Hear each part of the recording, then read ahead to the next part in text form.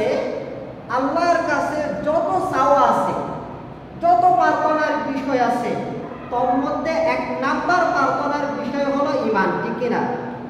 কারণ আপনি সব কিছু পেয়েছেন, ঈমান পান নাই, আপনি ব্যর্থ, ঠিক কিনা? আপনি কিছুই পান নাই, ঈমান পেয়েছেন, আপনি সফল, ঠিক কিনা? এজন্য আজ ঈমান নিয়ে আমরা আল্লাহর দয়ায় কিছু কথা জানার চেষ্টা করব ইনশাআল্লাহ। সম্মানিত মুসল্লিয়ানে কিরাম, আল্লাহ সুবহানাহু ওয়া তাআলা পবিত্র কোরআনুল কারীমে ইরশাদ করেছেন, এই কোরআনুল কারীমে ইরশাদ করেছেন, মান আমিলা সালিহা মিন যাকারিন ওয়া উনসা ফাহুয়া মুমিনুন ফালানুহইয়ান্নাহু হায়াতান তাইয়্যিবা। সুবহানাল্লাহ। মান আমিলা সালিহা, যে বা যারা ভালো কাজ করবে, নারী হোক পুরুষ হোক, ফাহুয়া মুমিন, সে ঈমানদার। ফালানুহইয়ান্নাহু হায়াতান তাইয়্যিবা, আমি আল্লাহ সুবহানাহু ওয়া তাআলা ওই ঈমানদার বান্দাকে সুন্দর, পবিত্র, পরিচ্ছন্ন একটা জীবন দান করব। সুবহানাল্লাহ। যে ব্যক্তি ঈমানদার, ওই ব্যক্তির প্রতি আল্লাহর ওয়াদা হলো আল্লাহ তাকে একটা সুন্দর জীবন দান করবে, পবিত্র পরিচ্ছন্ন জীবন দান করবে। ঈমান আনার দায়িত্ব মানুষের। যেই দিন থেকে ঈমান এনেছে সেই দিন থেকে নিয়ে মৃত্যু পর্যন্ত সুন্দর জীবন দান করার, শান্তিময় জীবন দান করার দায়িত্ব আল্লাহর। সুবহানাল্লাহ। আপনার দায়িত্ব ঈমান রাখার, আল্লাহর দায়িত্ব ঈমানদারকে সুন্দর একটা জীবন উপহার দেওয়ার। সুবহানাল্লাহ। তবে এখানে বলেছেন মান আমিলা সালিহা, আগে বান্দার কাজ। বান্দা যদি বান্দার ওয়াদাটা পূরণ করে, আল্লাহ ওয়াদাটা পূরণ করবে। সুবহানাল্লাহ। আগে আল্লাহটা বলে নাই, এটা বলে নাই আমি আল্লাহ আগে তোমাকে পবিত্র একটা জীবন দান করব, পবিত্র জীবন পেলেই তোমরা ঈমান আনবা, এটা বলে নাই। আল্লাহ বলেছে যে তোমরা আগে ঈমান আনবা, ঈমান আনার পর যখন ঈমানদার হয়ে যাবা তখন আমি তোমাদেরকে সুন্দর একটা জীবন দান করব। সুবহানাল্লাহ। আজকে দুনিয়ার দিকে তাকান তো, মানুষেরা শান্তিতে বেশি না অশান্তিতে বেশি? শুধু রাষ্ট্রীয় না, পারিবারিকভাবেও শান্তিতে নাই তো মানুষ। ছেলে মেয়েদের নিয়েও শান্তিতে নাই, স্ত্রী পরিজনদের নিয়েও শান্তিতে নাই, ঠিক কিনা? রাষ্ট্রীয় এটা রাখেন, রাষ্ট্রীয়টা তো আছে, পারিবারিকভাবেও তো আপনি আপনার সদস্যদের নিয়ে শান্তিতে নাই, ঠিক কিনা? তো আল্লাহ ওয়াদা করেছে ঈমানদারকে সুন্দর জীবন দান করব। ঈমান যদি আনো সুন্দর জীবন পাবা। তাহলে এখানে আমরা একটা কনফিউশনে পড়ে যাচ্ছি, সন্দেহে পড়ে যাচ্ছি, আমাদের জীবন শান্তিময় নয় কেন? তাহলে বুঝে যাচ্ছে এখন আমরা পরিপূর্ণ ঈমানদার হতে পারি নাই, ঠিক কিনা? সম্মানিত মুসল্লিয়ানে কিরাম, আমরা অনেকেই বলি ঈমানটা তো হৃদয়ের বিষয়, ঈমান আছে না নাই তুমি কেন কিভাবে বুঝবা, ঠিক কিনা? না, ঈমান আছে না নাই সেটা বাইরের কেউ জানুক বা না জানুক, নিজে জানবে। আমার নিকট ঈমান আছে না নাই আমি জানবো, আপনার নিকট ঈমান আছে না নাই আপনি জানবেন। সুবহানাল্লাহ। আমার নিকট ঈমান আছে না নাই আপনি জানবেন না, কিন্তু আমার নিকট ঈমান আছে না নাই সেটা আমি জানবো। এই থার্মোমিটার আমাকে আল্লাহ রাসূল দিয়েছেন। সুবহানাল্লাহ। আপনি ঈমানদার হয় কি হয় না সেটা আমি জানবো না, কিন্তু আপনি ঈমানদার কিনা সেটা আপনি জানবেন। ওই থার্মোমিটার আল্লাহ আপনাকে দিয়েছে। সুবহানাল্লাহ। আল্লাহ সুবহানাহু ওয়া তাআলা রাসূল আমার আপনার নবী রাসূল মুহাম্মদ সাল্লাল্লাহু আলাইহি ওয়াসাল্লাম ইরশাদ করেন, ও আমার উম্মতেরা, তোমরা ঈমানদার কিনা তোমরা বুঝতে পারবা।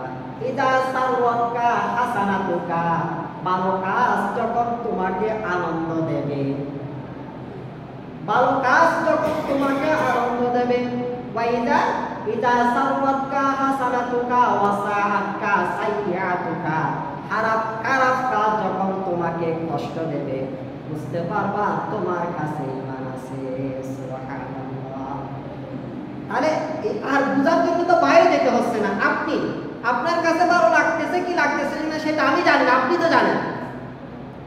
ভালো কাজ যার কাছে ভালো লাগে, খারাপ কাজ যার কাছে খারাপ লাগে, যে ব্যক্তি ভালোটা গ্রহণ করে, যে ব্যক্তি খারাপটা ত্যাগ করে, ওই ব্যক্তির নিকট ঈমান আছে, ওই ব্যক্তি ঈমানদার, ওই ব্যক্তিকে আল্লাহ সুন্দর পরিচ্ছন্ন জীবন দান করার ওয়াদা করেছেন। সুবহানাল্লাহ। এখন একটু কলিজায় হাত দিয়ে বলুন, ও বাবারা, আপনার মেয়ে মাথায় কাপড় না দিয়ে আপনার সামনে রাস্তায় হাঁটে, আপনি কিছুই বলেন না, বুঝতে হবে আপনি পরিপূর্ণ ঈমানদার না, ঠিক কিনা? মাথায় কাপড় দেওয়াটা ভালো কাজ, না দেওয়াটা খারাপ কাজ। এই খারাপটা দেখে আপনার কাছে কোনো ফিলিংস আসে নাই, কোনো ধরনের অনুভূতি আসে নাই, বুঝতে হবে আপনার ঈমান মরা, ঠিক কিনা? ও আমার ভাইয়েরা, যারা স্বামী, আপনার স্ত্রী বেপরদায় চলা আপনি দেখেন, আপনার কোনো খারাপ লাগে না, বুঝতে হবে আপনি পরিপূর্ণ ঈমানদার নয়, ঠিক কিনা? এই হাদিস থেকে। ও আমার অভিভাবকরা, আপনার সন্তান, আপনার ছেলে মেয়ে মোবাইলে গান শুনে আপনি শুনতেছেন, দেখতেছেন, একবারের জন্য আপনার হৃদয়ে ধাক্কা লাগে না, গান তো ইসলাম হারাম করেছে, এই খারাপটা আপনার ভালো লেগেছে, তার মানে আপনি পরিপূর্ণ ঈমানদার নয়, ঠিক কিনা? নামাজ ভালো কাজ, বেনামাজি থাকাটা খারাপ কাজ, সত্য কথা বলাটা খারাপ ভালো কাজ, মিথ্যা কথা বলাটা খারাপ কাজ, ঠিক কিনা? সত্য বলতে আপনার ভালো লাগে না, তার মানে আপনি পরিপূর্ণ ঈমানদার না। মিথ্যা বলতে আপনার ভালো লাগে, তার মানে আপনি পরিপূর্ণ ঈমানদার না।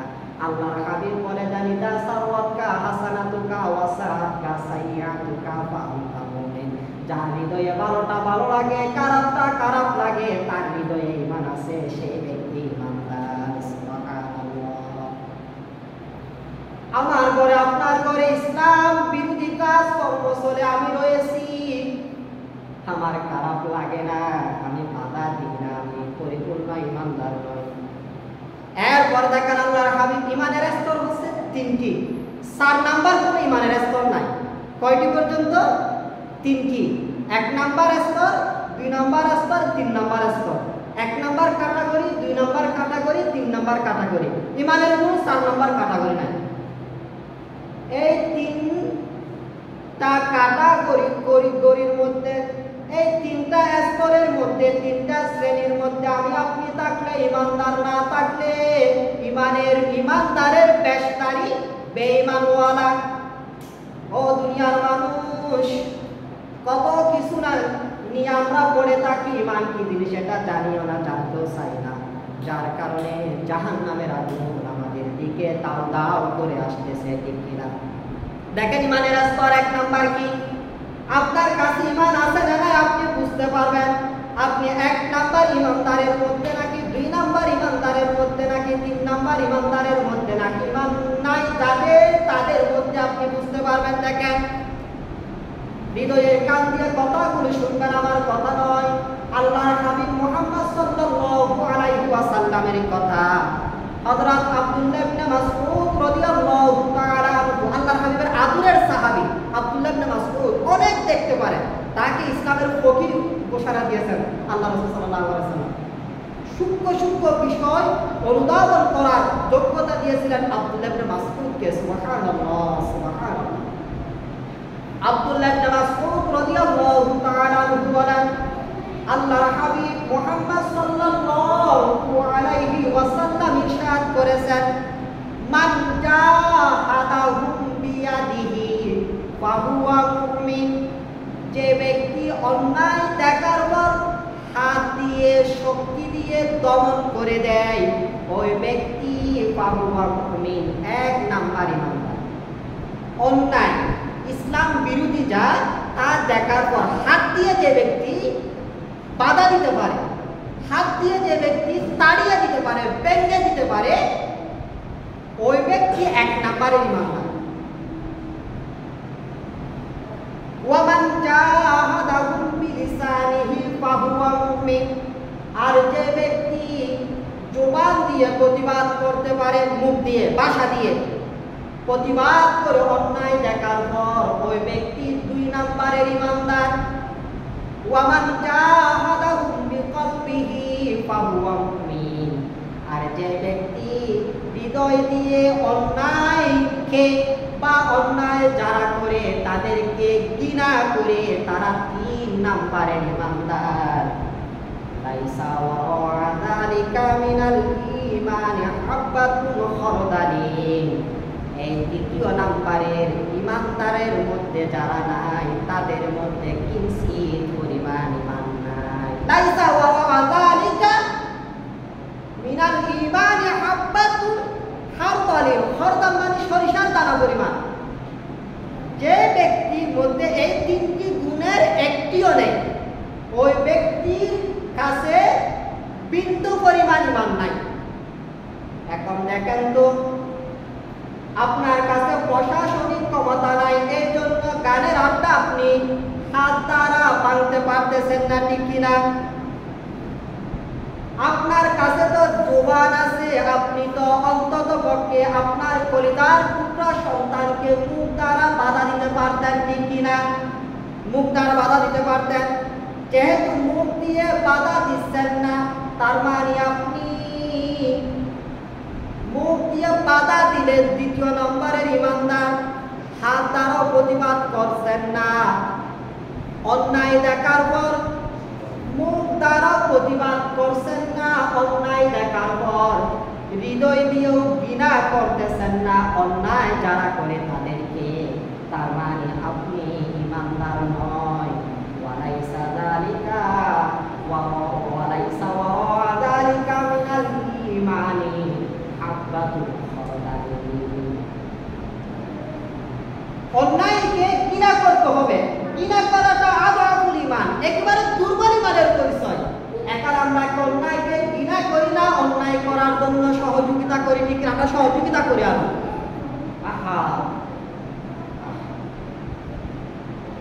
এই কথাগুলো হুজুরেরা বলে না, আফসোস লাগে।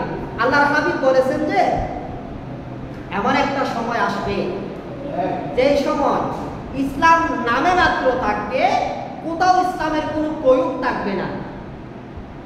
কোরআনের অক্ষরগুলো থাকবে, মাঝে মাঝে তেলাওয়াত হবে, কোরআন কোথাও প্রয়োগ থাকবে না, মানবে না। মসজিদ সুন্দর হবে, মুসল্লি থাকবে না।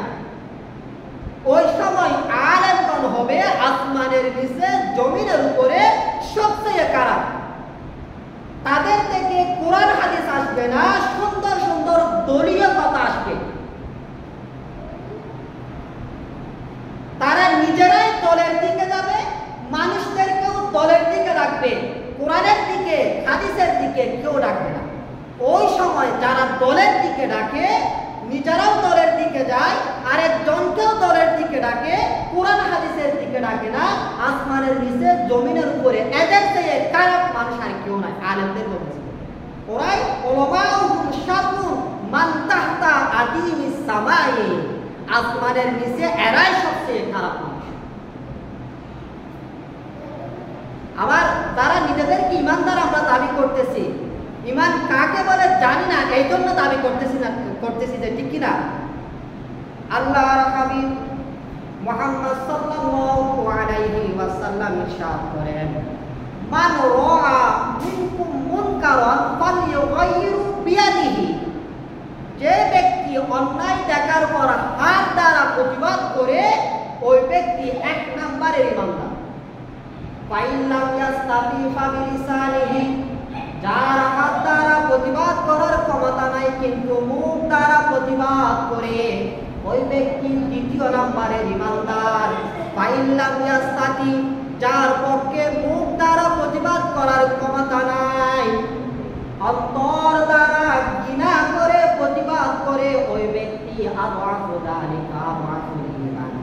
একেবারে দুর্বল ইমানদার। এখন আমরা মুসলমান পরিচয় দিই, অন্যায় দেখার পর প্রতিবাদ করি না এবং অন্যায়কে আরো সমর্থন করি, সহযোগিতা করি, সাপোর্ট করি, ঠিক কিনা? আবার ইমানদার দাবি করি, নিজেরা ইমানদার দাবি করতে পারি, সমাজের মানুষেরা মুমিন মুসলমান বলতে পারে, মৃত্যুর পর মুমিনদের যেভাবে করে সেভাবে জানাজা কাফন দাফন সব হতে পারে, কিন্তু আল্লাহর আদালতে ঈমান নিয়ে ইমানদার হিসাবে উঠতে পারবো না। আরেকটু সম্মানিত মুসল্লি আলাইহিম, আল্লাহর হাবিব মুহাম্মদ সাল্লাল্লাহু আলাইহি ওয়াসাল্লাম ইরশাদ করেন, এটা মনোযোগ দিয়ে শুনেন। এখন আমরা এই সময়ে বসবাস করতেছি, এই জন্য আমি হাদিসগুলো নিয়ে আসতে বারবার। আল্লাহর হাবিব মুহাম্মদ সাল্লাল্লাহু আলাইহি ওয়াসাল্লাম বলতেছে যে ইয়াতি জামানু, এমন একটা সময় আসবে, জমানা আসবে, কি ফাতু, যে জমানার তা হবে অত্যন্ত খারাপ, পচা, গরু পচা আছে না, ছাগল পচা, কুত্তা পচা, এবং পচা জিনিসের মতো সমাজ আসবে এক সময়। এটা রাসূলের যুগে ছিল। রাসূল বলতেছে ইয়াতি, আসবে ভবিষ্যতে, ইয়াতি জামানুন জিফাতুন ওয়া আহলুহু কিলাবুন, এবং ওই সময়ে যারা থাকবে তাদের অধিকাংশ থাকবে কুকুরের মতো, কুকুরের মতো। ফাইন কুনতা কালবান, ওই সময়ে যারা কুকুরের মতো থাকবে, যারা কুকুরের মতো থাকবে, তোমরা যদি তাদের সাথে ওয়াইন কুনতা কালবান আকালতা মাআহু, তোমরা তাদের সাথে দুনিয়ার বিভিন্ন বাঘগুলো পাবা, বিভিন্ন বাঘ। ওয়াইল্লা আকালাক্কাল কিলাবু, আর যদি তোমরা তাদের বিরোধিতা করো, ওই কুকুরদের যারা দুনিয়াকে ভাগ করে ফেলছে, তুমি এই অংশ নেবে, আমি এই অংশ নেব, তুমি এই সেক্টর নেবে, আমি এই সেক্টর নেবে, অন্যায়ভাবে যারা এটার বিরোধিতা করবে, ওয়াইল্লা আকালাক্কাল কিলাব, তাদেরকে ওই কুকুরগুলো খেয়ে ফেলবে, মেরে ফেলবে। তোমরা যদি তাদের সাথে ভাগ করে দুনিয়া থেকে খাও, বেঁচে থাকতে পারবা। আর যদি তোমরা তাদের বিরোধিতা করো, তাহলে গুম হয়ে যাবা, তোমাদের খেয়ে ফেলবে তারা। এরপর আল্লাহর হাবিব বলতেছেন, দেখেন শুনেন ও আমার উম্মতেরা, ওয়াইন আকালাক্কাল কিলাবু খায়রুম মিম্মা তাকুলুল মাল কিলাব, তাদের সাথে খেয়ে বেঁচে থাকার চেয়ে তোমরা তোমাদেরকে তারা খেয়ে ফেলা, এটা তোমাদের জন্য অনেক কল্যাণকর হবে। তাদের সাথে থেকে অন্যের উপর জুলুম করে পাপ করে দুনিয়া খাওয়ার চেয়ে তাদের বিরোধিতা করে তাদের হাতে মরে যাওয়া, এটা তোমার জন্য অনেক কল্যাণকর। আল্লাহর হাবিবের ঘোষণা। এরকম একটা যুগ আসবে, আমার মনে হয় ওই সময় ওই রকম যুগ এখন এসে যাচ্ছে। এরপর আল্লাহর হাবিব বলতেছেন, ওই সময় নেতাগণ হবে কিরকম,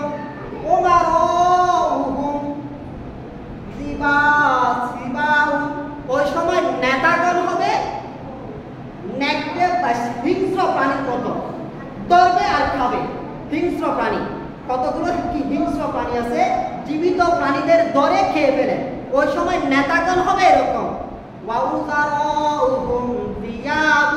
তাদের মন্ত্রীরা হবে বাঘের মতো, দৌড়ে দৌড়ে হরিণ খেতে চাইবে।